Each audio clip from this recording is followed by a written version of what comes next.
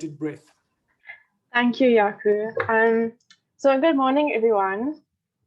So as Yaku said, my talk is entitled Human-Robot Moral Relations, Human Interactants as Moral Patients of Their Own Agential Moral Actions Towards Robots. So social robots are robots that interact with us as human interactants in a human-like way. They are becoming increasingly sophisticated and versatile technologies. Although social robots may take on a variety of forms, I will here focus on Android social robots, i.e., robots that take on a human-like appearance. Given the possibility for human interactants to relate to these social robots in human-like ways, the question arises of whether we should treat them morally well. My paper considers the issue of the moral treatment of social robots from an anthropocentric perspective as opposed to a robot perspective by considering arguments that treating a robot immorally causes moral harm to its human interactants. Given this possibility, I suggest that in this context, social robots and human interactants have a unique moral relation in that human interactants are both the moral agents of their actions towards robots, as well as the actual moral patients of those agential moral actions towards robots. Robots, in this case, are no more than perceived moral patients. So my presentation will proceed as follows. I will firstly distinguish between the actuality of robot consciousness and the perception of robot consciousness.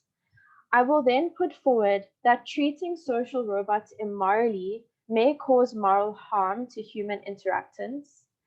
Finally, due to the perception of robot consciousness, as well as concern that treating social robots immorally may cause moral harm to human interactants, I ultimately reach my conclusion that a human interactant is, at the same time, both the agent and patient of their moral actions towards robots. Human interactants are the actual moral patients of their agential moral actions towards robots, whereas, as I said, robots are perceived moral patients. Considering this argument, I emphasize why this argument is important in relation to the topic of robot moral status.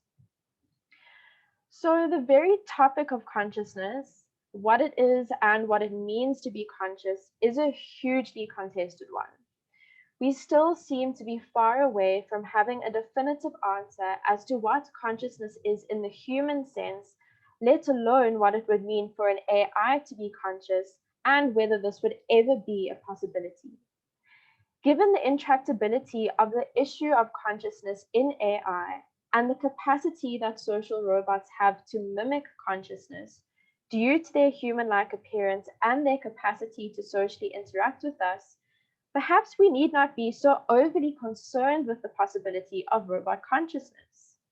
This is because despite the uncertainty surrounding the actuality of robot consciousness, as in whether robots can be or ever will be conscious, it remains the case that there is the possibility for human interactants to perceive them as being conscious due to the tendency to anthropomorphize, i.e., we interact with them and treat them as if they are conscious. Thus, in the context of my paper, if it is the case that humans may interact with robots as if they are conscious, that is enough for us to argue that treating them immorally may negatively impact upon the moral fiber of interactants. Let us investigate this point further. There is the possibility for human interactants to relate to social robots in a human-like way.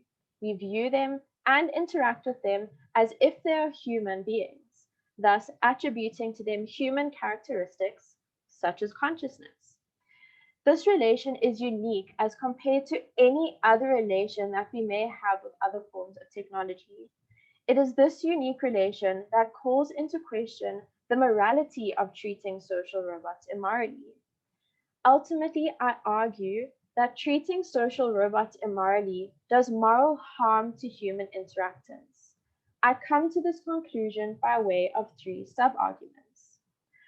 Firstly, social robots are more than mere objects.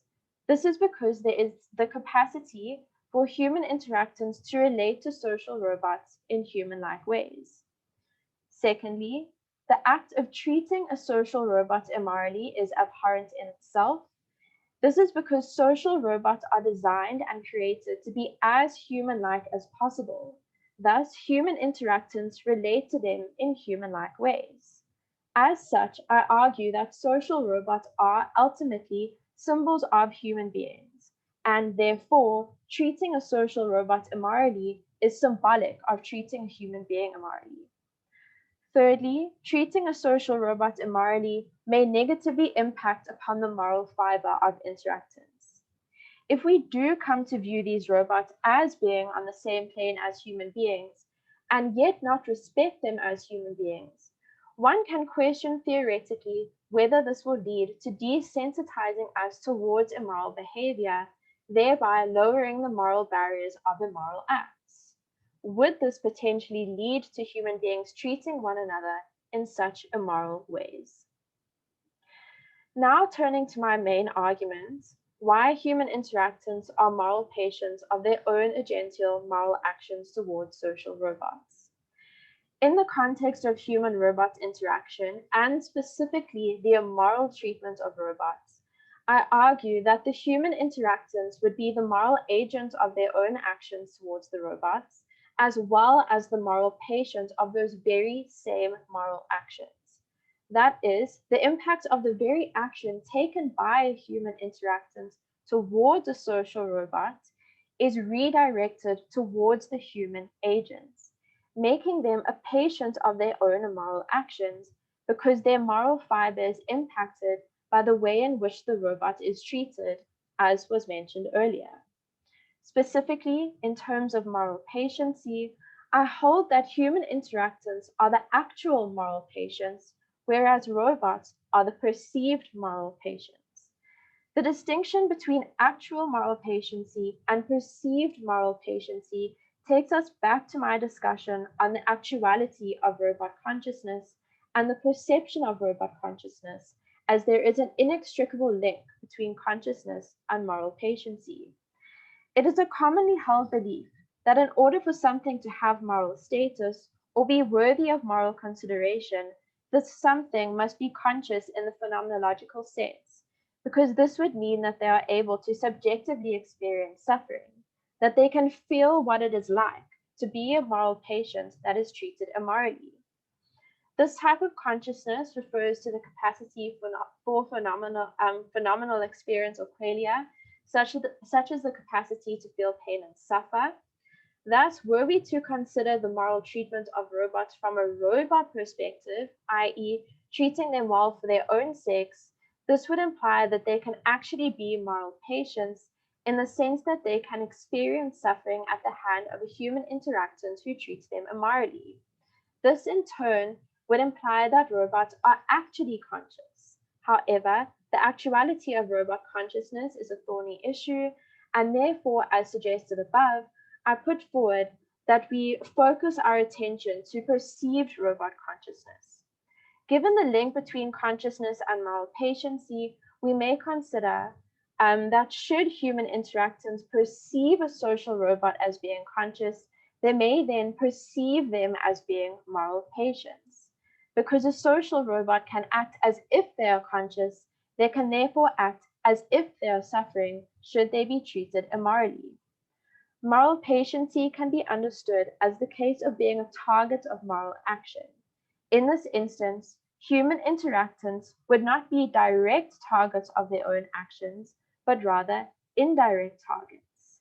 They, human interactants, are indirectly impacted by way of their moral fiber being negatively impacted should they treat social robots immorally. Where the robot is the direct target of their moral treatment and the perceived moral patient, the human interactant is the indirect target, but the actual moral patient. As such, we are indirect recipients of a moral action because robots cannot actually be recipients. Robots, for now at least, are not really impacted. We, as human interactants, are. Therefore, we may consider treating social robots morally well for our own sakes, because, as my title indicates, human interactants are the moral patients of their own agential moral actions towards robots. The topic of robot moral status is a contentious one.